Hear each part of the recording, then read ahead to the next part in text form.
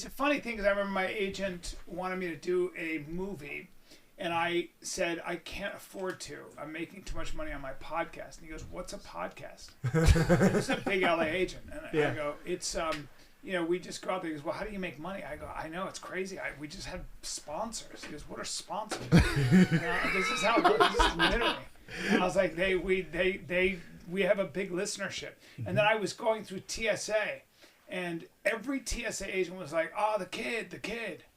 And then I think my kid was playing softball or baseball, and the guy looks at me, this Mexican guy goes, "Are you the kid?" And I was like, "I am the kid." Yeah. For those who don't know, the first podcast you started was called... The Kid. Well, the first podcast I started was, I did the 10-minute podcast, and then Rogan talked me into doing Bryan Callen show or some shit. And I just have never been able to do my own podcast. I stopped doing, I was doing Off Limits. This is another podcast I started.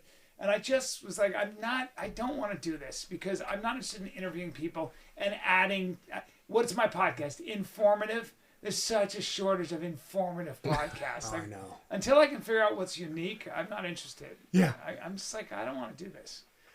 I'm not interested in smart talk anymore. Yeah, it's got to be kind of an unscripted. Yeah. You know, we've never scripted a podcast as long as we've ever been doing it. Like, I can hear the winners of capitalism or the winners of the world kind of tell me what their shortcuts are or what to avoid and the 3 things they do every day. I think it's all high-tech procrastination. I just think it's bullshit. You know how hard it is to... I'm about to shoot my special this 1 hour. It's so hard to be original, and you always fall short of the mark, and I'm going to watch it and be like, I'm a piece of shit, and go back to the drawing board. So, maybe I'm incrementally better, maybe, but then I'm also... the whole thing... Like, I look in the mirror right now, I'm looking at my reflection, it's not going to get better tomorrow. It's going to get worse. Life is one big losing reach. I do love the fact, though, that you've kind of found your way into... You've been in so many different niches. I mean, as far as your educational podcast and just shooting the shit and just being on all the different ones. Do you find that today, because you don't like the really serious stuff, is it better just to have it loose and kind of laissez-faire? I mean, is that a better way to do? I don't know. I mean, I have always been... As I get older, I get really weary of people trying to win the game of fate. People who are... I know a lot of people that became very famous, okay? And I would notice actors. Yeah. And the actors I know, they were really, really, really careful about where they placed their energy, how they looked. Everything was very delicate. They were super ambitious about creating this Fabergé egg, and it worked. Yeah. You know, who they hung out with, where their energy went. And it's a little bit like, congratulations, dude. Congrats, you're a movie star. Awesome. I love it. Big accomplishment.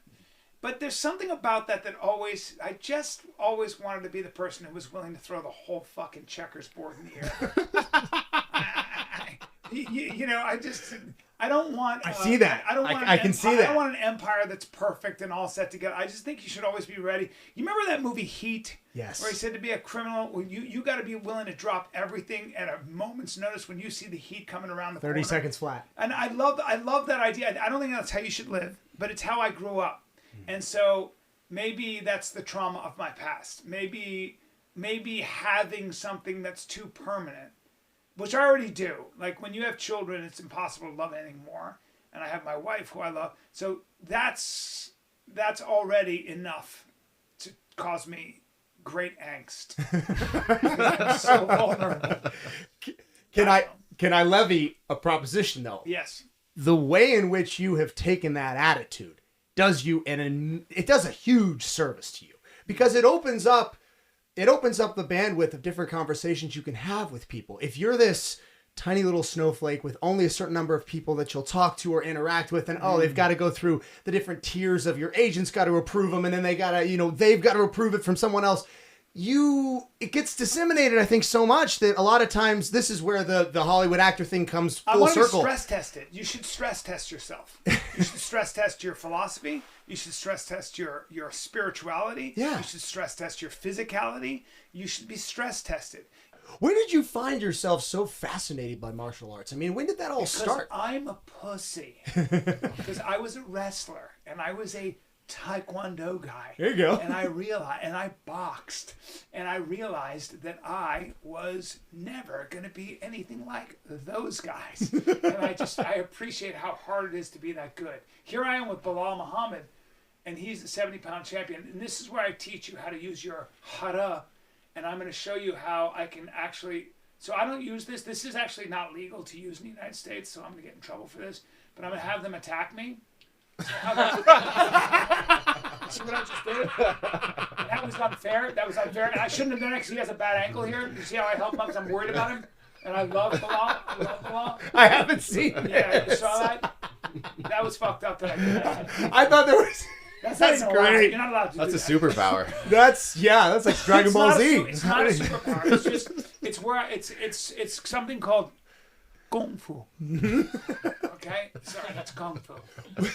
What do you see because it seems like on television, none of the stuff is actually accurate to how it is in real life. And you're somebody who spans across both those worlds, being that you're an actor, you've come up in television, you've seen it in movies, and you've watched it so closely in real life. How does it translate? You mean like fighting? Yeah, mixed martial arts. I mean, how it's depicted. It also seems like it's gotten a little bit better. It's always evolving. Like The Kingdom. I love that show, by the way. That was awesome. Oh, yeah. A Warrior. I mean, what would you say, if any, what is the most accurate representation of mixed martial arts in a film? Oh, I don't know. Probably nothing. Yeah. Yeah. That's probably... Because mixed martial arts is so, like, if you're boxing, they'll teach you how to, like, your punch is here, right? You're it's short, but you're here, or you're here, you're covering your face, so you can't see my face. Well, that'd be an example, right? If you do that on film, it doesn't look flashy. If you do it on film, you want this, but you want to come out, and so the camera sees the fist, and you can actually see the actor's face. Open your face, dude. Like, we got to see that. We got to see it coming. This is not like... Do they make these corrections in real time? They're like, no, you can't do that. You have to... was doing a movie with Sylvester Stallone, and he's a boxer. My buddy Wes, I love him, and he was like, bop, bop, and Stallone was like, whoa, dude, this is not fighting. This is acting. Stage. We gotta bring it out. I'm so happy to hear this right now. That in a real fight. Shut up. Shut up. Yes, you just do that. So that's the difference. The martial arts looks way, way better. If high kicks look way better than some calf kick, like, Yeah. But it's stranger than fiction because the best stuff is what the UFC puts on. I mean, that's the most entertaining fights you'll ever see is when it's in real life. They're so good. They're so good. They've gotten so incredible over the span of the last 15. Yeah, in the last 5 years. Like Tim Welch, who's the coach to Sean O'Malley, he kind of grabbed me yesterday, and I still not over it. I walked around feeling weak. Like my buddy Nick, who's my feature, was a wrestler, and he grabbed me. He goes, "What would you do against a 2-on-1?" And I was like, "I can't. I can't. I'm still I was not ready." I feel like he grabbed me. I was like, "God, I can't do anything." And you're being gentle. It's like with Tim Kennedy. I grabbed him. We were hunting, and I reached around and I grabbed him, and he goes, "You're adorable." And I was like, "I'm a man." And he goes, "You're adorable." He just proceeded to just kind of grip me. Oh, yeah. He didn't have to use a move. He just gripped me. And I was like, "I quit." Oh, we've got a family member in Special Forces, and we every once in a while we'll mess around and be like, "All right, we'll get you in a headlock, and then all you have to do is get out." And he's like, "Yeah, fine, no problem." Yeah, how about I knife you?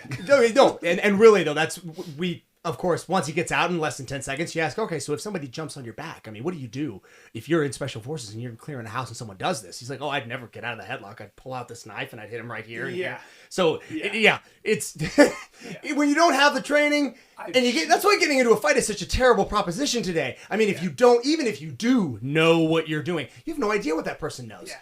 You have no idea what you're getting into. Tim's one of my favorite people. Oh, Tim's great, man. Tim's a killer. Yeah, he looks great. How did you two get first connected? He did the podcast in 2012. Wow. And we've been friends ever since, and we go hunting, and I just love the guy. He seems like he's always game for everything. You have no idea. I saw that guy. We were literally, it was the winter time, and he goes, "We're going swimming in the Atlantic," and it was dusk.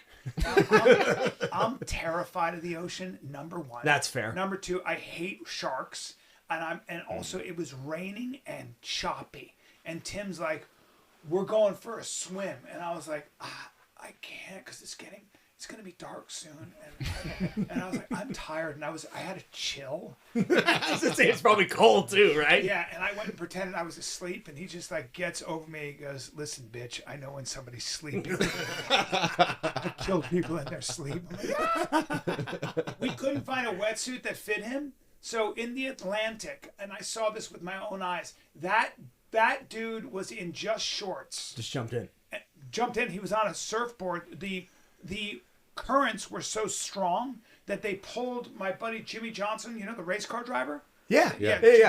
Not scared of things. Jimmy Johnson, great race car driver. He was on a surfboard. He comes in. He goes, too cold, and also the currents took me to those rocks. I'm not doing this. And that's him. Guess what? Tim was like, woohoo! The current! Yay! Almost dying, and he's over here. My friend was like, dude, he was so... he was out there for 1 hour. Yeah. In 15 minutes with a wetsuit, I was like this. I go, how are you not cold? He goes, how are you cold? Barrel chested. Listen, it takes a special kind of person to be a high level surfer. Out there like that, Laird Hamilton, you ever seen how he trains? Yeah, and it's not with even the water and the underwater and the dumbbells and the stuff he does. It's legit, man. Some dudes, like these guys who are SEALs, and they're built differently. They just conserve. Like, you have to carry so much weight on your back, and you're just built differently. You're built different. Swimming is such an incredible just activity for aerobic capacity. And it's like anything else. People are better at it than others. I mean, that guy, the way he can cycle his breath and go underwater and like be tossed around by those massive waves off Jaws and Maui is just insane. One of the greats. But you know what's funny? Look at what time does to a man. I mean, he looks pretty friggin' good to me. Sitting here right now, he's phenomenal. But he's still 60, and that's But he's still doing it. He's still going out there, and this, yeah, man, his training is legit. Hey, you know what though? I'm not doing that shit underwater. I'll work out. I'm just not underwater on land. On land for 25 minutes and be done. And part of it's because nothing's gonna change. You know what? I like it, but I do think it's missing pieces. I think there's just never going to be a substitute for weight training on the earth. Like on the flat, not water, on the actual earth. There may not be a substitute for deadlift, bench, squat, and pull-ups. Yeah. And squat. Yeah.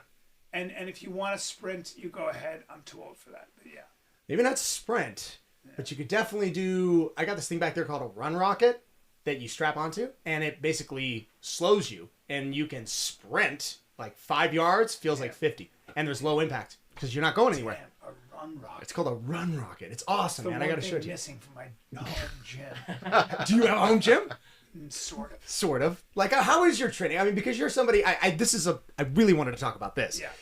Because you're somebody who's actually taken this really seriously. I noticed that, I mean, within comedy, we'll just say comedy, there's really only a few guys that are taking their training and their nutrition and their biohacking. I mean, seriously, it's like what? It's like you, Brennan, and Rogan, and that's it. I can't think of anybody else who's actually doing that. Yeah. Where did that all start? And how did you find a value in that for yourself? I feel better, when my body's not in the way. And I like doing things. I like doing jiu-jitsu. I like to box. I like to feel when I'm using my body to exhaustion. I don't like it to be in the way. So part of it is just, and I also do it because I can, and because there's something to being uncomfortable. Like yesterday, I just did 100 burpees, and I didn't want to do it. And I was like, I'm going to try to do 100 burpees without stopping. And I did it slowly, but it sucked. Yeah. And it just sucked. And I did it because it sucked. Yeah. Sometimes I'll just not eat for 6 hours because I just like feeling the ribs on my body. I'd rather be uncomfortable than comfortable sometimes. I think there's a, and I don't think that's discipline. I think that's pleasure. I don't believe in discipline. I believe in inspiration. Interesting. I think inspiration is what you want. I believe that you should do things because ultimately you gain pleasure from feeling in your body. I like feeling like I'm always fighting gravity for its own sake. Okay. I think you find yourself there. I think that, I also believe that you should, if you're lucky, you'll go through things that bring you to your knees. Because you'll find out probably what's really important. You'll find out what you should be thinking about. And you'll find that most of your life has been spent thinking about something that is useless, and that is probably even detrimental to becoming your best self. They mention that as a benefit from fasting. The fact that but you it's also prioritize. a benefit from going through tragedy or going through loss or going through a man or a woman, hopefully dies more than once. Mm-hmm. Yeah. Really, like you should. There's a great deal to be gained from. Most of us build a life and a persona for ourselves, and then if you're lucky, that will be burnt away, and it won't be your fault. Something will happen, whatever. And then you'll be left with the essence of who you are. You'll be left with the friends that actually were there. You'll be left with what you are holding on to, and you might have to let that go too. There's something really cool. It's a purification process. So any kind of pain, if you're going through a hard time, I always say that to people. Don't worry, it's just chaos, and I think it's supposed to bring you closer to the truth, which is another way of saying it's supposed to bring you closer to God. That was going to be my next question. Do you believe in God? Yeah, very much so. More so as I get older.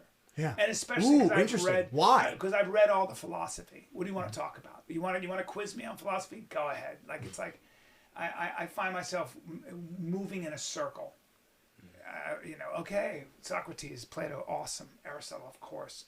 Seneca, but they all, the great philosophers, I love Nietzsche, of course, he's so seductive, but the great philosophers there's always sort of a rebuttal it's called the long debate, and there's always a rebuttal after that. After a philosopher's lifetime of work that you immerse yourself in, you should have a semicolon that says, but how can we be sure of that?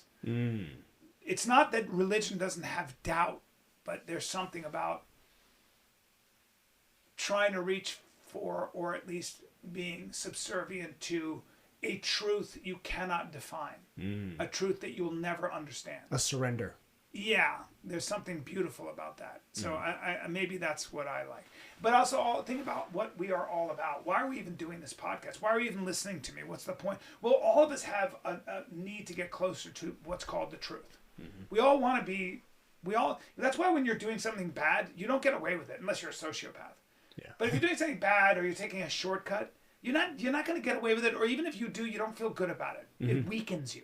Why? Why does it weaken you? And we all are weak, and we all take shortcuts. God damn it, it's so hard, But you're just fucking, it weakens you, man. Yeah. And so, what is that? What's that? What are we actually looking for? What are we doing here? We're trying to get a little closer to what matters. Yeah. Just acknowledging that there is something that matters. It seems like today there you go. There's been a big push away from that. Like, is there such thing as a definitive truth? Is there a non-truth? That's right. Purpose, meaning. Yes. Do we have a purpose? Does everybody just do everything they always want to do, and there is no set of boundaries that is outside of us? Well, see how that works out for you. Yeah, exactly. See how that works out. I've never. So what are we doing? We're just looking for a pile of facts? What are you talking about? Yeah. We are driven by and guided by story. All of us have a story in our heads. Everybody in this room has a story of their life, and usually you're probably the star of that movie. But as you get older, you realize maybe I'm just an extra, and that's fine too. But everything we do is a narrative. Like, you have a narrative in your life. There's a place you're trying to get to. You're doing all the right things because in your mind you're going to get paid at the end of this journey. You too, all of us. There's a story. No, that's how we live. That's why the Bible endures. That's why these stories endure. Fucking talk about, like, what happens to Moses at the end of his life? Does he get to go to the promised land? Nah. God's like, hey, dude, you didn't have enough faith. Die on this mountain looking at the promised land. Thanks for the 40 years, fuckface. And it's like, oh, man, But that's a great thing to keep in mind. You fell short of the goal. It's okay, though. Yeah. It's okay. Oh, the Bible stories are incredible, and how they supersede all the thousands of years of human existence, to where today you can gain a lesson from a story told 2,000-3,000 years ago, and it still interesting? somehow applies to you. Yeah. No, it's the most incredible thing ever, and I love this because I didn't know if you're a person of faith. I mean, I've heard your take on a lot of different Stoic philosophies and stuff throughout the years, just listening to you. But it is interesting to see the depth of each one of our stories and the creativity. I love that because when I hear someone say, "Oh, God created man in His own image," well, I think that looks different for everybody. And someone like you've been given creativity. You can create things. Yeah. That's definitely the image of God. Well, what about love your enemy? That's a tenet of Christianity, right? Yeah, it's a hard one. Radical idea, but maybe part of that is the idea that the enemy is also within me. I am that sometimes. The angels of my lesser nature, when they take over, is exactly who just hit me in the face. I've been there too. That's in all of us. I have a sadist. I have a demon in me. I have a saint and a creator in me as well. We are this. What my whole complicated apes. We're bipolar apes. Yeah, the duality of man, capable of terrible cruelty and destruction, and also incredible beauty and creativity. Oh yeah. And just know that every time you see somebody who's a monster. Yeah. Well, you got that in you too, and that might be what Christ was talking about. Yeah. Speaking of the story of our lives and kind of how it's all shaped and changed over all the years, your beginning in this incredible journey that you're on, where actually did you start? Did you start with comedy? Did you start with you started as an actor? I went to theater school, formal theater school in New York City at the neighborhood playhouse. At the neighborhood playhouse on 54th Street, I think, in between first and second. That's where I learned how to speak with the Skinner technique, of course. It's a little bit like the way Catherine Hepburn speaks. Drop your jaw at all times and keep your Alexander technique, perfect posture, so that you can gesture and look like a fucking robot. And that's the way you're a stylized actor, everyone, and drop your jaw. That's right. How do you say your S's? Bring your tongue back. So this is what they mean when it's a classically trained actor. Is this? I studied ballet. Yes. I studied modern dance. Wow. Yes, I'm really? facile. Indeed. That's amazing. Indeed. Speak from my diaphragm. Keep my larynx low. So all that stuff. And I did theater for years. I'm so happy I asked. That's amazing. I did. I studied everything. I studied dance and singing and voice but mainly I loved acting because it's so difficult. I worked really hard at acting for years. I was in an amazing class in Los Angeles for 12 years, and I did a play, at least one play a year, even in Los Angeles. And I was always writing, and I was always and I just kept stand up at arm's length because I've always had a love-hate relationship with it. And then I got was it at this time as big as it is? I mean, stand up comedy was no fucking no. All these young fucks making all this money. Fuck you guys. Matt Rife. Fucking, I love Matthew. I love this kid. I've known the kid since he was 17. Oh, that's amazing. I love all these guys. Oh, that's great. What's been the craziest set you've ever been on? I mean, what's been the craziest film? Because you've been in some great ones. Yeah, I don't know. It's never a crazy set. People think it's crazy. There's so much money on the line. It's pretty buttoned down. Like the Hangover 1, Hangover 2. It's like $1 million a day. So it's not crazy. It's not like, what are the hookers doing over there and all that cocaine over there? It's all pretty much really professional, In my head, that's like the one the Joker. The Joker was pretty crazy because I did the first Joker, and I knew I was going to end up on the cutting room floor, but I was there for 4 days, I think, in this old carpet factory or textile factory in North Manhattan. And I'm sitting there with Joaquin Phoenix, and I'm just telling you, I was in the room with him for 4 days straight. He never said hi. He never even looked at me, but we had some interaction in the scene. And I think he ate an apple a day and smoked the rest of the time. I think he showed up at 185. Yeah, what did he weigh? And then he weighed 124 when he was doing the movie. Oh my gosh. When I saw him walking, I'm not kidding. I was next to the director and I saw him. You remember that bus scene where he couldn't stop laughing? Yeah. He had so I get to set and he's shooting that. And I see him walking and then I see him do that scene for about 1 minute. And I looked at the director. I go, dude, he's going to win an Oscar for this. I was like, I've been doing this long enough. And I went, what is going on? He goes, oh, dude, you have no idea. And it was so obvious that he was going to, there's no way he wasn't going to. That's insane. There's What no he way. weighs. He's so, Yeah. Whatever you want to say about that guy, he's the most. People like this are so inhumanly disciplined and so weirdly. They have no vanity. They just don't have any vanity. Yeah, he's immersive. He takes on the personification of the character. He's not afraid to look awful. Yeah. You know, you understand? Yeah. The rest of us are like trying to work out and talking about health. That guy is like, I don't need a nutritionist. I'll smoke cigarettes and eat 1 apple a day for 3 months. Can you do that? No. I can. Christian Bale's the same way. Yeah. That's why they're in a class by themselves. Anyway, I was doing scenes with him and I watched how he worked and what he would do, which was like just I pretended to shoot myself and he pretended to do it as well and he fell straight back. Well, like on his head? Yeah, just fell straight back. Director came out and goes, "Don't do that shit. Don't do that shit again." To you or to him? To me. And when he punched the clock. Yeah, when he's in the locker. That's not in the script. What? And Todd goes, I think he broke his hand. Holy shit! Like you never knew what he was gonna do. Do you know the scene he's talking about when he says, "I forgot to punch out"?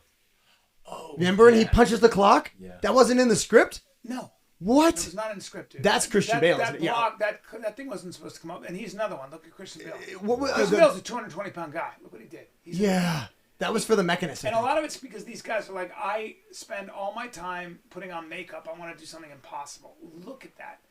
That is a crazy. That's a crazy human being. Yeah, it is. Like, do you know how hard that is to do? Is that him in The Fighter? No, or is that the that's Mechanist? In American Psycho.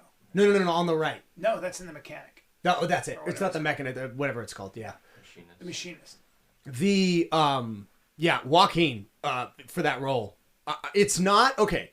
It's not my favorite depiction of the Joker ever, but it's the closest thing to showing us like what is going on in the mind of somebody. Well, Todd just wanted to do Taxi Driver. That's hilarious. You said he knew he couldn't get it made by the studio, so he was like, "Oh, I'll do a superhero movie." You know, like he's so smart. Todd's a genius. Have you worked with him before this? On Old School. That's right. And Bad Santa. Bad Santa. Bad Santa. Nobody knows, shit! Nobody knows this about Todd. That was a page 1 rewrite. What was? Bad Santa. Bad Santa. That's a Todd Phillips movie. It's not. He didn't get credit for it, but Todd Phillips rewrote that movie and directed that movie. Who did get the credit? Who did get the credit for it? Adrian Lin, I think. That's right. That guy right there is one of my favorite people. Todd Phillips is a genius. No kidding. He's the great genius. Wait a minute. That's my favorite motherfucker. He's the guy who comes to the door for the gangbang in Old School. The Hangover. The Hangover. In The Hangover. Yeah, He's in the elevator. Yeah. That's right. He's a fucking genius. So because he's comedy traditionally, right? Isn't that what his forte is? He's a genius. Yeah, he is. He gave me notes on a script I wrote one time, and I went, I quit. This is what this is why you are who you are, and I'm dumb. Like, by the way, you know what's really interesting when you're my age? You start to realize I don't have it in some ways. Like, there are people like that are just way smarter than I am, and that's okay. Yeah. Like, I'm just not that smart. I wish I was, but I'm not. I think sometimes it's easy to see genetic gifts like on a football field or in an MMA round, but that guy has just as much genetic Grew up skill. in a 1-bedroom apartment with his mother, single mom. And just a brilliant writer and filmmaker. He's incredible. He is incredible. Okay. I mean, you look at the IMDb list of things he's done. He may be my favorite comedy. And they savaged him for Joker 2, and I talked to him. He's like, what are you going to do? Who knows? Maybe they're right. Maybe they're not. Right. I don't know. I gave it a shot. Hey, I'm going to take a year off, and he's just going to hang out. He's the best. He's smoking cigarettes. He's smoking. He goes, how do you have so much energy? Help me. I go, well, you got to stop smoking. He goes, no fucking way. He's a man. He's a real man. There's a decent argument that the health decline associated with cigarettes might, in fact, be due to our diet more than the smoking. Probably. You look at the Asian countries, man. They smoke all their lives. They live to be 100. What's up with that? What's up with that shit? We don't have that here. That's right.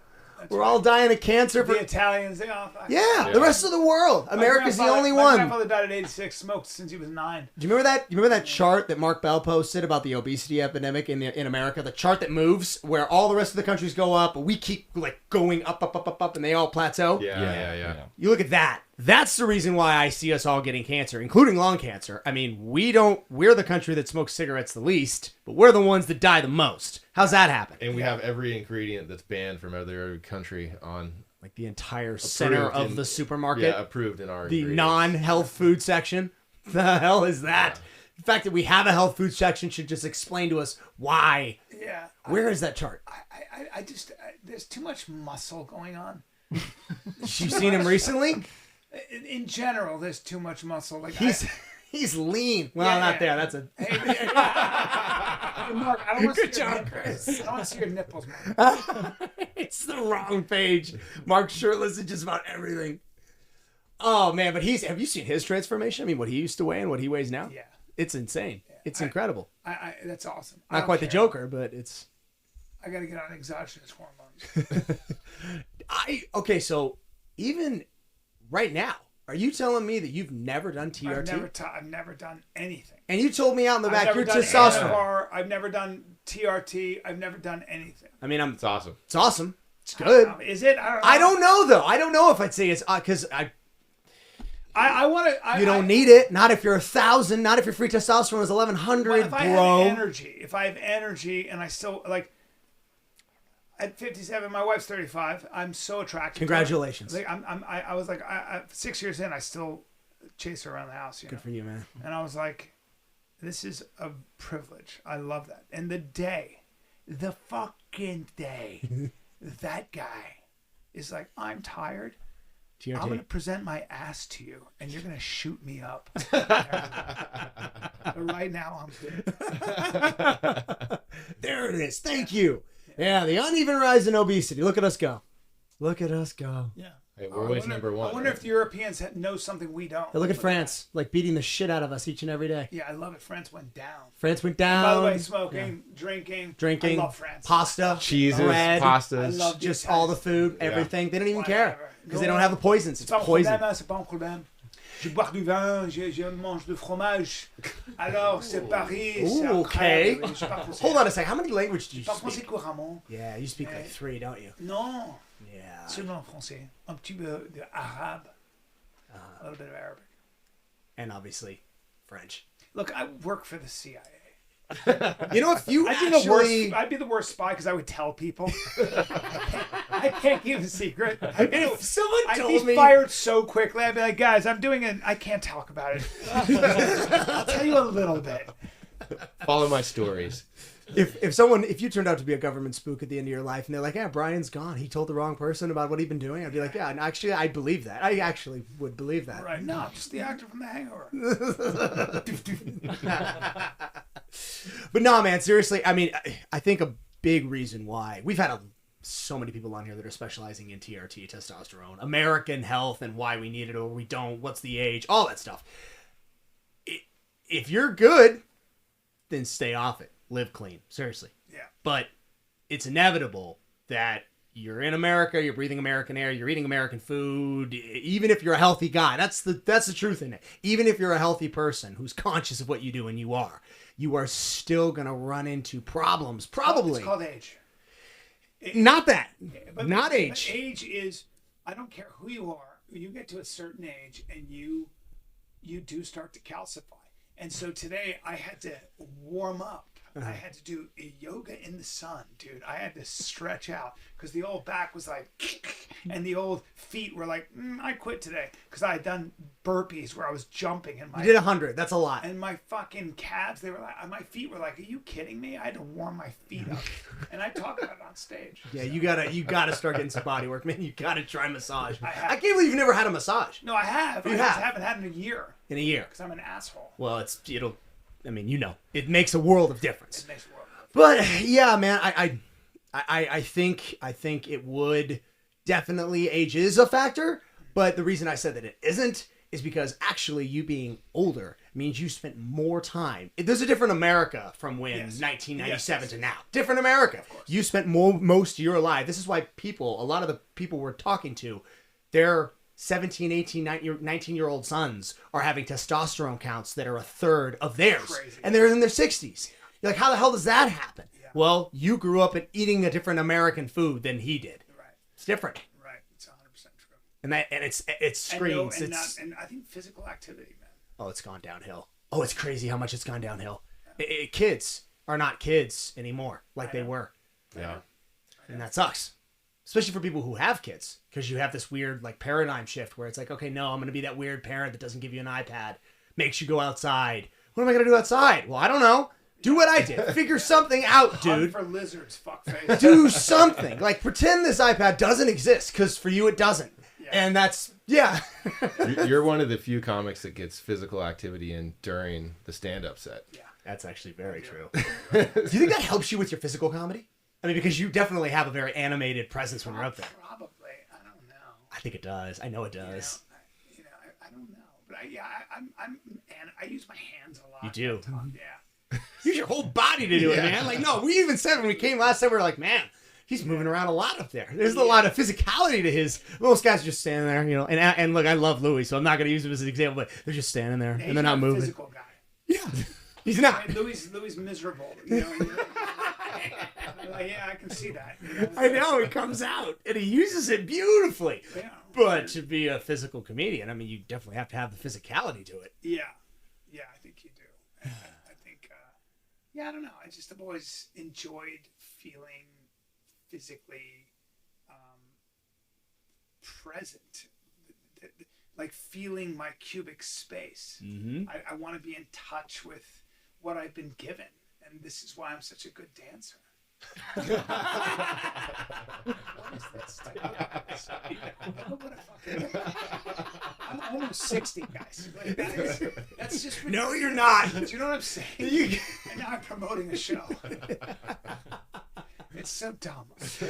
Don't show my shit. I think Cut.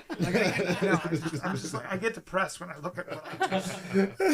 I'm supposed to be a Very serious impressive. person. Do you? What is Toehold? Am I? It's Those just are a clothing. high-end flip-flops. Oh, that's cool. $1,000. They're crocodile. What? He Whoa! He Is that $5,000? Yeah, he makes them by hand. Holy And shit! he sells those fuckers. He sells a lot of them. He does. To Good for Saudis and people like that. I'll say. Goodness gracious. It's 500 steps to make those. 500. Is he? Those are by Does he? hand. Is he in Phoenix?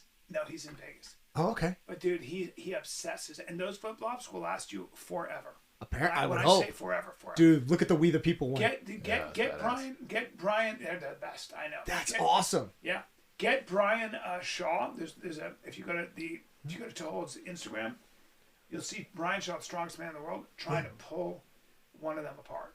You can't do it. There I it is, forgot you guys right did a there, collab man. together. Yeah. There he is. Look at that. Dude, how sick was his home gym? You got to let me in. I mean, I'm a fan. Bro, Was it? I love that guy. It was He's legit. just- yeah, it's a ridiculous gym. You don't know how competitive that guy is. Oh, Like, people don't understand exactly he is how strong he truly is. Dude, he was coming to my show in Denver, and he sent me a video of him throwing a kettlebell. He goes, "This kettlebell weighs 50 pounds more than you at least. Keep that in mind when I see you tonight." He took 300 pounds, and he was taking a 300-pound dumbbell, and he was putting it over his head with one arm. That's disgusting. Disturbing. Like that. I was How he like, can do My that. goodness. Stop it. Also, people don't get, you have to be an exercise equipment nerd to know this. All that stuff in his gym, it's all custom retrofitted to him. They don't make the stuff as big as he needs to train. Look at the size difference, though. I mean, what am I, a garden gnome? Seriously. And that's not even like, his arm is bigger than my leg. My biggest, we measured. Did his you measure? bicep, and it's bigger than and I watch this. Now he's very competitive. So he's kind of up to the challenge. Yeah, he's going to try to pull him apart. Well, I've seen him lift with his bare hand, 2 45-pound deep dish plates pinched together. Yeah, that's right, you did. It's unbelievable. He's got the strength of. He's got crazy pinch strength. He can't. This might be the my greatest God. commercial ever for these things. Look at him. He's all disappointed. He's like, what the hell? He was expecting to snap it in a matter of seconds. That's crazy. Wow. Wow. That's a great promotion for Yeah. him. just Run that I mean, on does it get a $5,000 for those things? Maybe, but it definitely helps him doing this. His hands. Look at his hands. They're as big as your head. Do you remember that video of him rolling with Derek Wolf? Yes. Derek Wolf's a Derek big told me. dude. Derek is a superstar, NFL. Yeah. Like 1%er. Yo, And dude, Derek we was had like- him in, what, a month ago? Did you see the video He's where, so where cool. he picks him up? Where he just picks Yeah. Derek up? Tosses Derek him. goes, dude, it's so suffocating, you have no idea. And then he wanted to get an MMA, so I hooked him up and I said to Tim, Tim Kennedy, I said, can you roll? Bryan wants to roll with you, learn from you. And Tim goes, I want no part of that man. I want no part of that man. I'm not rolling with that man. He's so big. Now, you're somebody who kind of weighs in when people say outlandish and irresponsible things. Remember him saying, and you got into this, I think, in a podcast already. Didn't he say he wanted to wrestle a bear? He thought he would have a chance against We just had a talk about it. A black bear, was it? We had a talk, and it was after my show, and he was with his beautiful wife, and he was, and I said, you just don't want any part of a bear, because this bear attacked a guy, and the bear weighed 400 pounds, or like 350. Yeah. And Bryan was like, I'm 440. And I was like, I know you are. And he goes, I'm just saying. And I go, what are you saying? This is because I know you're serious. He goes, no, I'm just saying that the bear would remember me. So yeah. The bear wouldn't kill you. Here's the thing. I don't think so. I don't think the bear would recognize him as in being any different from you. You never know. If you gave the man, okay, that's a bad picture to play right as I'm making this point, but if you gave the man a club, maybe.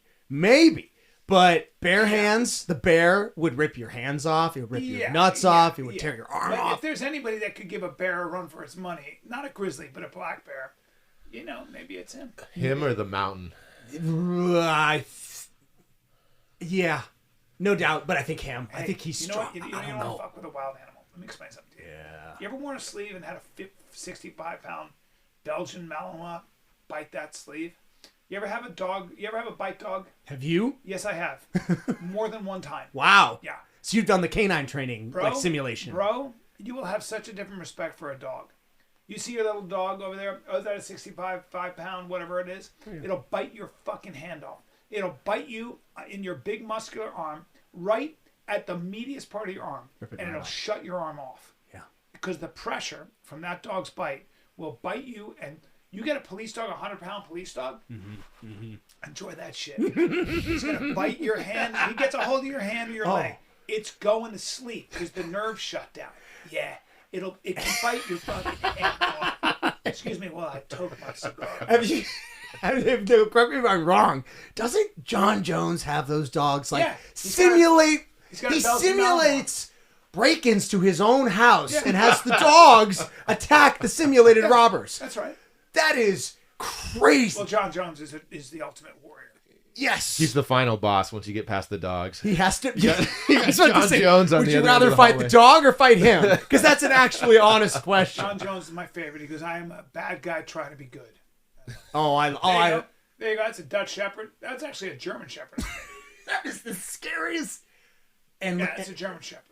And now he's gonna bite the. Now. And he's on a leash. Imagine if he wasn't. That hand, but yeah. Now that dog's got a back that's inhaling his arm. Oh my god. Now he's just gonna let go because it's in the front of his teeth. No big deal. He's not that angry. He's not that angry. No. This is training. But in this moment, do you think the dog knows it's training? The dog knows, hey, this is just a simulation? So with a bite trained dog, you got to get the dog past the idea that this is a game. So right now you're stimulating his prey drive. His prey drive is he's going to chase you, he's going to bite you. Yeah. And a lot of dogs consider this a game of advanced tug of war. Mm-hmm. They love to work. Yeah. Sometimes they whack. The trick is, so a lot of times with a pit bull or whatever, you're getting the dog and it's a game for them. They get excited. Yeah. But there are dogs like the Malinois, Dutch Shepherds, German Shepherds, that will then turn that prey drive into what's called fight drive.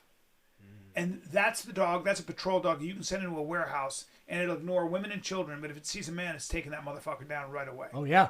And that means that's very stressful for a dog. You have to train that into a dog because if the guy's fighting back, a lot of dogs, like female dogs, will quit a lot of times. You punch a female dog in the face, it's going to quit. The big males that are trained for it, they will, when you hit them, they're going to bite harder. They're going to come at you even more. But that you have to train that. Because it isn't a game to them. They're not playing. But you got to get that fight drive into them, and you have to build that confidence in a dog. Yeah. A lot of people think you can just have a dog, and then you can just allow it to go. And they'll bite. But if a guy fights back, if a guy's going to punch back at that dog, if it's not trained, that dog will let go sometimes, or a lot of times. Sure, yeah. You can't have that in a patrol dog. And with patrol dogs, you know when you send a dog in and he barks and holds you there? Yeah. Problem is those dogs get shot. So when you send a dog into a warehouse or a police situation, there's a violent perp in there. That dog's got to be there to go actually take that guy down. Like the dog can't run to the guy, bark him into a corner because the perp will shoot him with a gun. You see this? Like he's grabbing the kid. Yeah. That dog knows to bite that sleeve, but you see how he only goes for the sleeve? Yeah. So a real trained bite dog will let go of that sleeve and grab him right by the hip or the ribs or his head. Oh, wow. You understand? Yeah. So the real dogs, they will readjust their bite. That dog is playing. He's not a very athletic dog. Sorry. That's an XL bully, I think. Yeah, it's not a very athletic dog. That's the Hulk. He can't That's climb the big a wall. It gets tired. You mentioned, you did not mention pit bulls in this, but I assume they have the same thing. They have that because they fight. Have that. Pit bulls traditionally, a pit bull's aggression has always been bred on something with 4 legs, not humans. Not people. But fighting dogs forever, if they showed any aggression toward people, they were put down right away. They were only used as rat dogs and other dogs to fight other dogs. Because the owners ultimately bred them for the competitions. Yeah. They didn't want them as police dogs. Right. This is a game for this dog. You can kind of tell. He's like, oh, okay, yeah. Yeah. Now, if that dog bites you, you're fucked. Now, the cops are not going to use pit bulls. And one of the reasons they're not going to use pit bulls is their bite is too severe. You're dealing with major lawsuits. They bite you. Oh, hold on a second. Okay, so I'm hearing a couple. So, for the cops, they don't want a dog with a too severe bite? I believe when they were using Rottweilers and some of these bigger bully breeds, first of all, they're harder to call off. Uh-huh. So you need a dog that you can call off immediately. You don't want a dog that's going to go crazy where that crazy prey drive with a pit bull gets into a situation. Mm-hmm. You want a dog that's going to let go, and you can call him back. Yeah. Okay. Sometimes the dog will go after a jogger in a tense situation. You can't have that, but it happens. So that's why you have the dogs like Dutch Shepherds. You have Belgian Malinois. You have German Shepherds, where there's a long tradition of teaching them to be man stoppers in a police setting. There's a lot of factors, moving parts that you haven't thought about in a military setting. Mm-hmm. You also want a smaller dog you can carry with you when you're parachuting into an area. Yeah. You can carry that thing would break your back if you're trying to too big. Fucking big. Yeah. Not well, that's versatile. what they used, the Belgians, I think it was, to take out Abu Bakr al-Baghdadi. Isn't that? Nailed it. Took me a minute. You heard the pause. I was like, I got to get it each individual syllable. They'll send those dogs in with cameras on them, too. That is one of the best Shane Gillis special jokes that I've ever fucking heard. Do you know the one I'm talking about when he did that thing about Trump? Abu Bakr al-Baghdadi is dead. He died like a dog. and if you think about it, I mean, that would be a terrible situation to be in. Your wall blows up and the canines come in and they kill you in your cave. Yeah. That's horrifying. Did the dogs kill Baghdadi or he get shot? No, he detonated an explosive. They killed a couple of his lieutenants, though. The dogs went in there and they killed a few of the guys. I think one of the dogs got killed and he detonated a vest and killed him and injured one of the dogs. And then Trump gave the dog a medal. Probably a smart move. Probably a smart move on his behalf, detonating that. I mean, the proposition of the biggest assholes in the world. I love when they get killed. So that guy Zarqawi, when he died, you remember Zarqawi? Kind of. Yeah. So Zarqawi was the guy who was blowing up everybody, kids in marketplace. He was a real fucking scumbag. Oh, okay, yeah. And he had been in Iraqi jails. Really, a horrible human being. Yeah. So you probably haven't heard of this division. It's a little division called Delta. Delta Force. They decided to get on that tier 1 unit. Decided to get on his ass. Oh yeah. And the last thing that Zarqawi saw as he was expiring was a Delta Force commander's boot on his chest. The Delta guy just stepped on his chest and looked at him and said something like, "Fuck you." And the guy was not the guys you want chasing you around. Hold on. America. Oh, that's it. Oh, you know what? Now that you show this, I do remember that this. Huge asshole. Oh, I know. Killed kids. Blew up people, random people. Mm-hmm. You saw the Cybertruck thing in front of the Trump Tower that just went off? Yeah. They said that guy was like a Green Beret or something. Yeah, that was a suicide, I think. That was a suicide bomber. Yeah. He did it for some... I don't know. Suicide's still a real problem with our veterans. Oh, absolutely. It's a real problem, dude, everywhere. I wonder what the rates of that have been over the last few years. You think that's gone up? Stayed the same?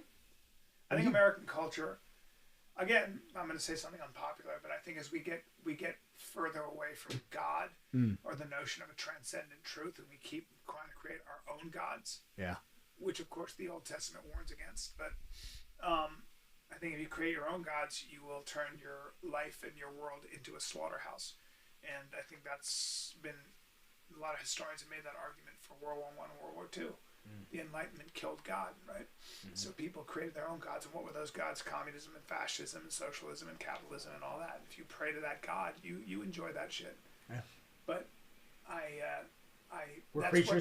that's where I've come to it at my age, is that I believe that you should stay closer to the things you can't measure than the things you can measure. And I think that if you make your God sex, if you make your God power, if you make your God money, which most of us do, most of us, we have a culture that worships the devil in a way, that worships the sort of the appetites. And that's the end all and be all. Why do I know how much everybody's worth? Why are you posting pictures of your ass and your tits stepping onto a fucking a private jet or a Lambo, and all of us go, man, that's winning. I got to get there. Then you spend all your time aiming for that. And I think, again, I sound like an old man. I sound like an old guy, but this is what happens. You sound like a wise person. Well, okay, I'll take it. Yeah. That's what I believe, and that's probably because I spent enough time. You know why you should listen to me? I've been way more wrong than you have been through my life, and I've spent a lot more time chasing the wrong shit. So I have an idea of what not to chase. I've made way more mistakes than any of you young people. So listen to me, because you're talking to Captain Fuck Up for most of my life. And, the only way to learn sometimes is to be Captain Fuck Up. And so now I'm that's why you should listen to me. I can see you, I can see that you're heading toward a wall, and I'm just telling you to turn the wheel a little bit. I love that. Yeah. I also love, not love, but I understand. You mentioned all the big promotion of earthly vanity and all the jets and the cars and the money and the thing, and also on social media, and getting back to the, has suicidal ideation gone up, stayed the same, or gone down? I think that has definitely propelled it forward a lot as well, no? I mean, you've got this whole category of now the internet where it's just, look at what I have, you don't have it. And in reality, it's a false they god. Don't have it either. My special's called False Gods. No, it's not. Is it really? Yeah. That's incredible. It's a false god. You're chasing a false god. You're not connected to anything real. And so there's nothing to moor into. If you don't have that, think about what is a village? A village is like, everybody around you. You're connected to human beings. You're sharing. Yeah. And we don't have that. How many women, you think white liberal women are happy? They're not happy. They're not connected to a goddamn thing. They're educated into this idea that they basically are that men want to kill them and rape them, that the world is, a dangerous place. That's what you're taught in your women's studies class. You're taught that this world is very unjust. Maybe so, but there's a lot of good things to look at too. But the one thing we're definitely created in this country is an antagonistic relationship between men and women. Oh, absolutely. And an antagonistic relationship toward women with this whole gender ideology, which I think is horseshit. Oh, I do too. Oops. Oh, you mentioned the formation of communities, the building of relationships, friendships, expansion. I mean, dude, podcasting. This is why I love this. You can have these conversations that are unfiltered about real shit that people don't really want to talk about out loud. And we get to sit here and get free mentorship from people that have a lot more years, have a lot more expertise, have a difference of opinion on things. Yeah. That's why I love this. Well, I love being challenged. I love hearing things from people that I disagree with or agree with. I like hearing other people's voices in my ear. I don't want to be in an echo chamber. I despise that. Yeah. I see too much of that. Yeah. There's that John Vervaeke has a series called The Meaning Crisis. And he comes out of the same department that Jordan Peterson does. And I love that idea, because your life needs to have meaning. You better follow that first. Create value first. What's the value you're creating?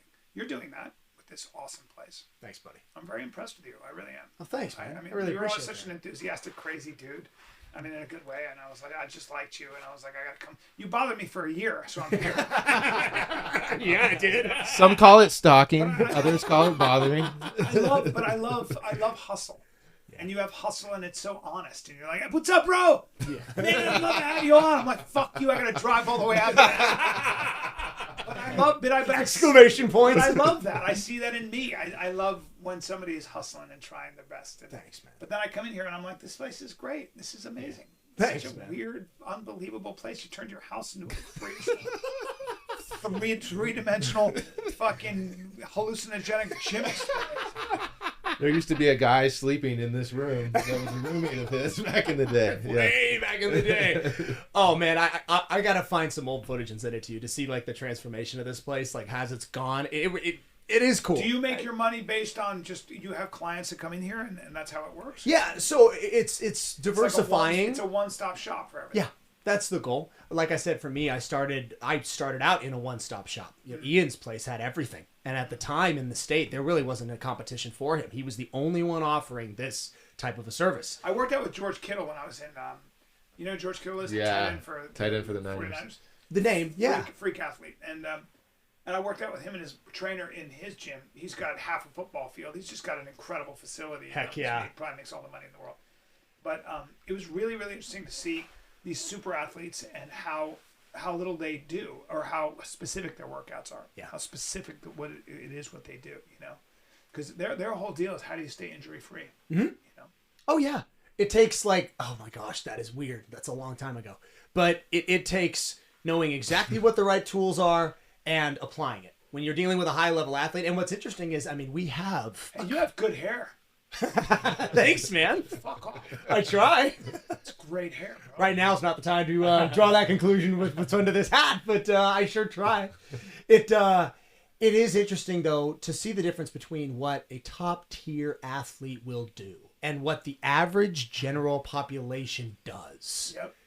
The discrepancy is massive. And yet it's so simple sometimes. Yeah. You don't know what you don't know, and that's a big part of why we do this. I knew that I'm like, okay, listen, the four corners of this place are only so big. I'm never going to be able to reach all these people, but I can try to put out education. We can try to do stuff in that realm that can get people at least maybe a roadmap, something So to. if I say to you, I can only do 5 exercises and eat 5 foods. What are they? Okay, I'll start with the 5 foods. I mean, I would definitely say lean toward carnivore. I love red meat. I love fruit. I love dairy. I don't have any real problem with dairy personally, but I do know some people have little issues with that. But I find that a lot of times it's not the dairy, it's the processing of which you're getting it. So try to get something local, try to get something, homegrown and grass-fed. If you are talking training, it depends on the person. But I do, like we mentioned, I mean, squat, bench, dead, those are a good place to start if you have the technique down. That's the thing too. Giving a person only 5 exercises is a little bit difficult because I don't know what their background is. I have people who come in here that I would never tell them to squat. They can't even perform a simple body weight squat without bending their back and breaking and folding like a wallet. Some people are hopelessly unathletic. I mean, I'm sorry. Like, I'm fairly coordinated. Like, I'm a good mimic. I can do something, but I'm shocked at how unathletic some fuckers are. I'm like, hey, bro. Like, can you do this normally? Like, just squat, you fuck. Can I tell you? Just squatting is a bitch. After all the years and everything I've done and all the different demographics, I would rather work with the hopelessly unathletic. Now, is this good ankle mobility? Oh. It's amazing ankle mobility. I hope we got a camera on that. It's absolutely good ankle mobility. Whatever. Yeah. It's not a big deal, guys. You've had years, rolling on the mats and doing stuff to where, you don't do something like that. Years. Guys, I've been on a mat my whole life. There you go. Years. But yeah, I think it's all about really just picking up where you're at as a person and figuring that out just to start. I would rather work with the hopelessly unathletic than the top tier athlete, if I'm being honest with you. They've got a margin of improvement that'll be 20, 30, 40, 50% of where they're at to where they're going. I'd like to see how strong you can get me because I'm weak. Like, I deadlifted 300 pounds, which was so much weight for me. Like, it was so hard. I was like, that's a I'd love lot to see of it. weight, Because I'd love to see how it looks. Yeah, well, I did it on a hex bar with Brian Shaw. Oh, good. And I did, but it was hard. Yeah. Like, I don't go heavy, but I would like to see where you could get my deadlift. Are you serious about a move to Phoenix? Are you really thinking about that? Not yet. Not yet. But it's either Florida or Phoenix. I love it here. Well, they're both great. But I'll tell you, you do. Yeah, man, I'll work with you. 100,000. Totally. If I lived here, I would. Mm-hmm. I'd be a Tim Welch. I'd be trying to do jiu-jitsu. Yeah. It'd be a problem. Oh, you'd have a blast out here, man. Arizona has become what I would say California used to be. California used to be the place where all the fitness mecca was. You had Venice Beach, you had bodybuilding, you had a lot of the professional fighters and stuff came out of there. Phoenix, and maybe because of COVID a lot, but a lot of the coaches, a lot of the athletes, spring training was always popular here. Now, Phoenix is like the hub. There's so much here. What exogenous substances do you believe in? I know this is controversial. Though not like you would think anymore. It used to be. Yeah. It used to be you couldn't even say the word testosterone, you'd get flagged. They'd take you down. Testosterone's good. Testosterone's good. Testosterone, HCG, and B12. That's the cycle that I run. HCG. HCG is essentially a component that is going to naturally promote your own testosterone count. So this is going to help with things like testicular atrophy. How long have you been on testosterone? You don't want the balls shrinking. Let me tell you. No. I've been on it since I was about 27. So that makes it about 6-7 years now. Yeah. Wow. How old are you? 33, going to be 34 in March. Okay. Yeah. And you're still doing, but wasn't your testosterone high naturally? No. It wasn't? I am the walking case study for why America has entirely screwed up. I mean, I have been an athletic and dedicated person to my fitness since I was 15, 16. You eat well? I've always eaten well. I've always been very conscious of what I eat. Your test was low. But my test was low. I mean, like low 400s, high 300s. Wow. When I got tested. Those boxer briefs you were wearing. It's something, man. I'm no more boxers, no more deodorant. Interesting. That's where it's really? at. Really, really. But that's a small part. Again, American air, American food, American water, just America. If you grow up, and I am not alone, that is what is truly amazing. And what we found, especially since my brother started his thing, these kids, and I mean kids, are coming in with those levels. And it doesn't make any sense because their grandpa is beating their levels, and nobody can understand why. We have, RFK... Why do you think my dick is so big? I think it's the way you're smoking that cigar. That's what I think. It's not a big deal. It's just a question. It's just a thing. It's just a fact of the day that can't escape, and I can't unknow that now. Why do I have a hammer? What is the meaning of life? That's one of them. That'd be a nice meaning of life. HGC. HCG. What's that stand for? Human... I hate this. I hate when people ask me to spell it. Yeah. Chorionic. Yeah. It makes So it it promotes sure your your own balls- testosterone. Do you have to take an estrogen inhibitor when you take testosterone? Okay, and this is where maybe You've gone down this rabbit I've gone down this rabbit hole a lot. I don't. Some people do. It really just comes down to personal preference. If you feel like you are your levels are testing exactly where you want them, your performance is where you like it, and you feel good about everything going on, don't do it. Because there is a lot of stuff. We had a guy, Vinny Uzi, came on, and he's a wizard when it comes to this stuff. He mentioned, and ever since then I have kind of verified this with the research, that estrogen blockers can in fact dry out your joints. You can run into problems if you run consistent So should you go to an endocrinologist when you want to do this stuff? You don't need to anymore. I mean, you could. You should get in touch with a good company, a reputable company that has actual MDs, not a health coach pretending to be an MD. Look at all your levels? Look at all your levels. How often do you check your levels? I would say at least every 6 months. At least. I try to go every 3 to 6 months. Yeah, because your lipid levels can go crazy. Your blood gets thick, right? Also something that has kind of been dispelled a little bit. I'm going to send you the recent podcast we did with, remind me, Chris, the CEO of the oral testosterone. Shalin.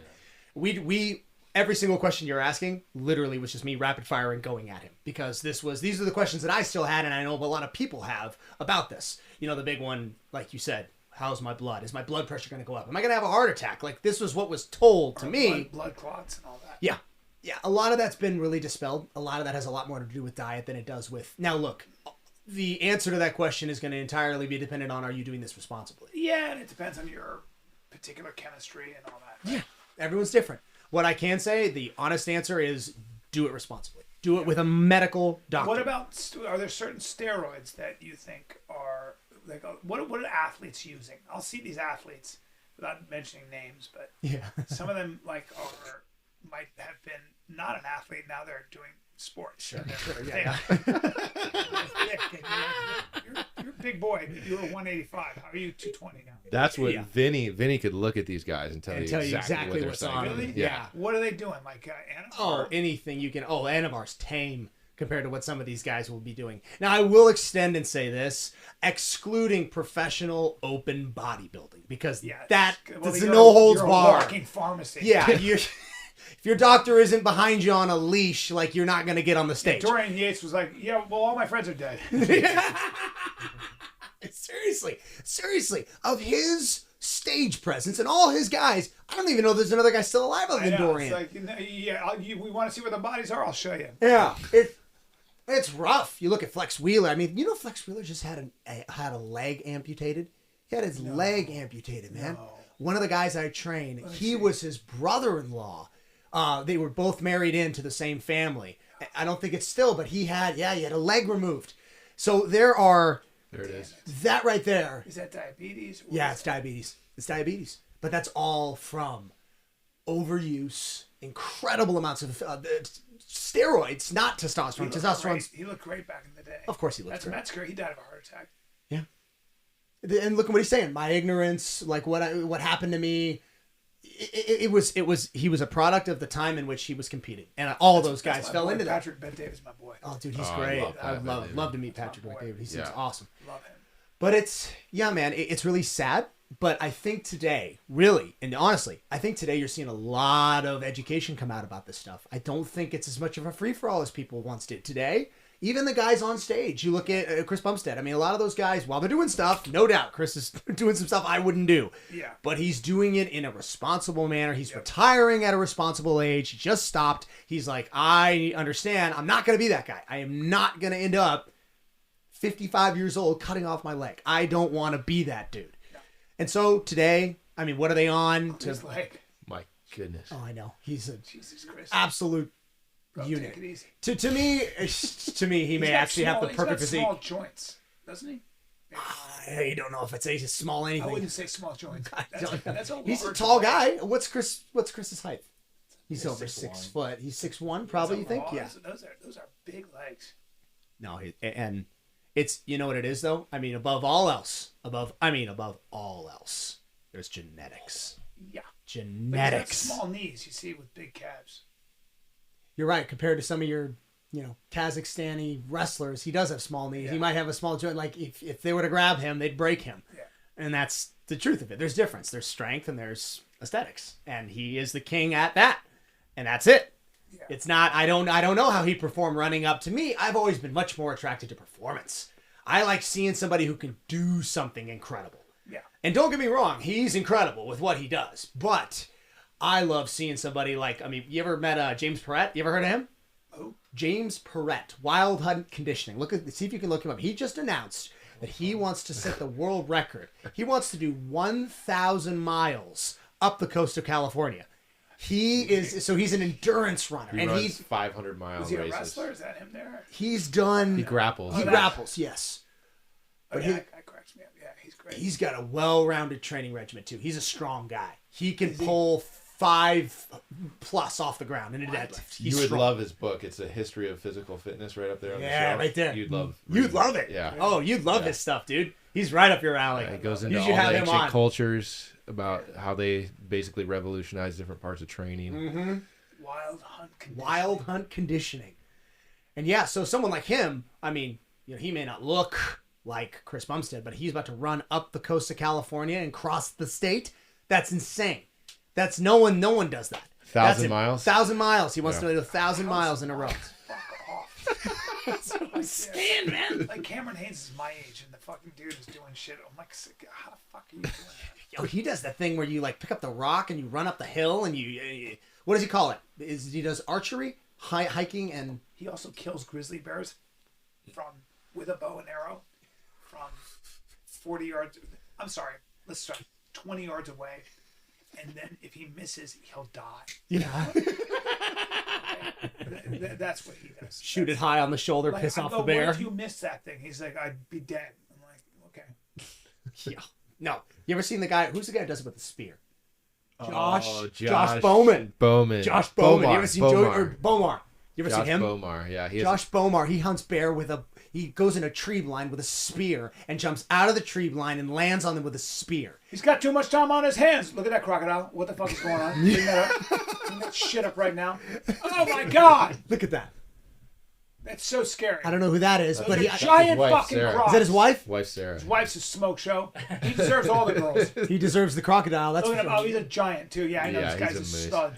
Oh, he's a And he got, wait, did she kill the crocodile with the bow and arrow? Is that what I'm seeing? No, he did it. I love women who are there down for their husbands. She's like, oh, whatever, I guess I'll do it. Fuck that guy. Look at the way he looks. He looks like Thad. He looks like Thad Castle. He does look like Thad Castle. He's wearing a fucking leather vest. He's fucking an X-Man. Is that his body? Fuck yeah. Oh my god. Oh my god. I thought I was straight. Genetics. Hasn't had a carb since 2012. Oh my gosh! Look at a him. giant dinosaur leg. I know, and again, he's tall. It's like not fair. Life isn't fair. What is that? What is that? An elephant? I actually don't know. That's a great question. Go down to the thing, see what that is. Meat, monsters, meat. Oh, he's not going to tell us. That's fun. Oh, now he's going to squat it. Yeah. Now he's going to squat it.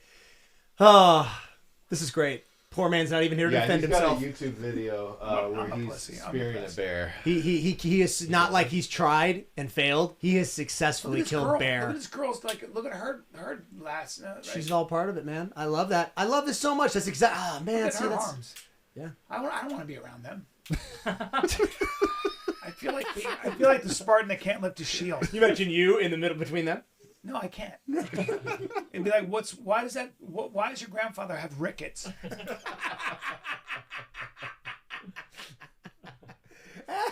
So depressing. This is great. Now that's exogenous hormones, though. Yeah, I would say TRT. I mean, definitely. You don't get traps like that. I mean, bro, look at. So this is him as a kid. You got to stack on the years of training that that's the other thing. The factor in all this, in addition, I might even amend what I just said with the genetics. Maybe not, but it's time. Time under tension. Yeah. How long are you training? And I don't mean like in a day, how long do you go to the gym? I mean, how consistently over 25 years can you go to the gym 5 days a week? Yeah, and how long can you sustain that? It's just guys like me. I was like, well, yeah, but is he happy? That is so true. He came closer than he fit. You know what another one that bugs me is when they're like, oh, well, yeah, but I would never want to look like that. I mean, I'm better. I like being the way I am. I'm like, no, actually, I think you would definitely. Like, if I offered you the chance to look like that, you'd take it. You remember what Arnold said when someone told him that? Yeah, you never will. Is that what it was? You never can. The Rock put me on his page because I saw him in a tank top and I did a whole thing, a tribute to him. Yeah. And he loved it. He sent me a fucking voice message. Oh, there you go. Really cool. That's cool, man. I was like talking about what I look like in a tank top versus what he looks like in a tank top. It's like I wore a tank top. I look like I jog 3 days a week. What's his age at? Where's he at? He's getting. Is he your age? A little younger. The problem with steroids though is they tend to age you. Yes. Again, it depends on what's your definition of testosterone and what. Your face looks. You will kind of accelerate the aging process in a way. It does. Depends on what you're talking about. Yeah. Not testosterone. Probably not. Not testosterone. No. The opposite. Yeah. The opposite. Yeah. Better hair, better skin, everything. Your eyes. It's. There really isn't a good enough compelling argument for someone to tell me, other than price, because I get it. It's pricey. Yeah. To not be on TRT today. What about dependence? I don't see that as a good enough argument because if you're somebody who is, okay, you have a dependence on your multivitamin. Are you taking it every day? Yeah, I take them. Okay, so you have a dependence on a substance that without it, you wouldn't have. Working out and brushing my teeth. Sure, exactly. Eating healthy, living healthy. Yeah. Is it a dependence or is it just part of your existence? Because, again, I don't hear that argument. I hear that argument, but I don't hear it and acknowledge it as a viable option not to. The only one I really do is price. I get it. If you don't have that piece of the puzzle, don't do it.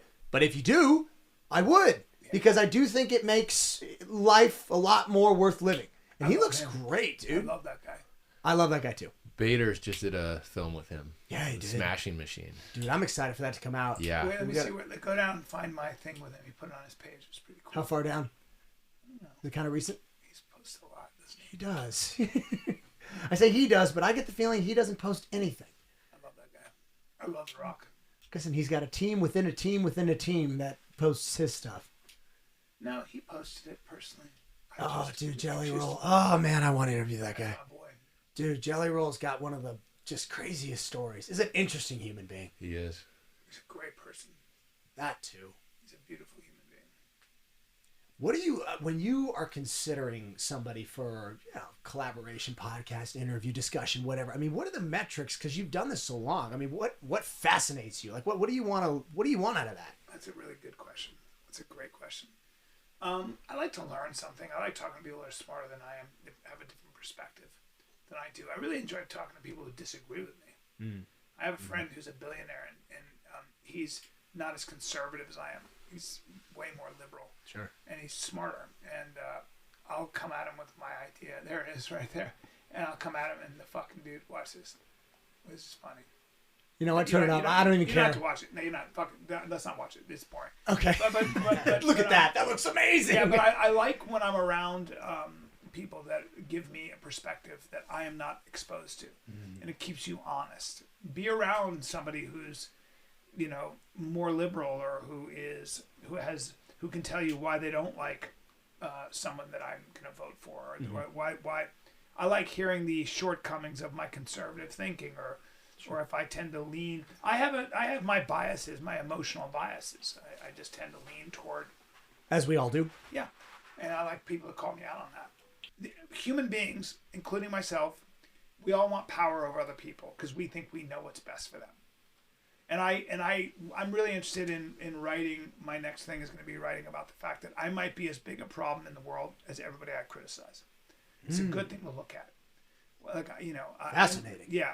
That's a really, really humbling exercise to practice. But I like doing that. I like to go, where am I contributing to the problem? How blind am I here? Yeah. Important. Question your own belief system. Yeah. That's always. important. It's very hard to do. It's fucking hard. It is hard because I think you, just by your nature, you're going to surround yourself with people that agree with you because life is easier that way. Yeah. And it's on both sides, but that also can lead to a problem. I resist TRT and stuff because I take pride in being, in my mind, I'm special. In my mind, I'm going to live forever. It's bullshit. So I'm like, no, I don't need it. Okay, bye.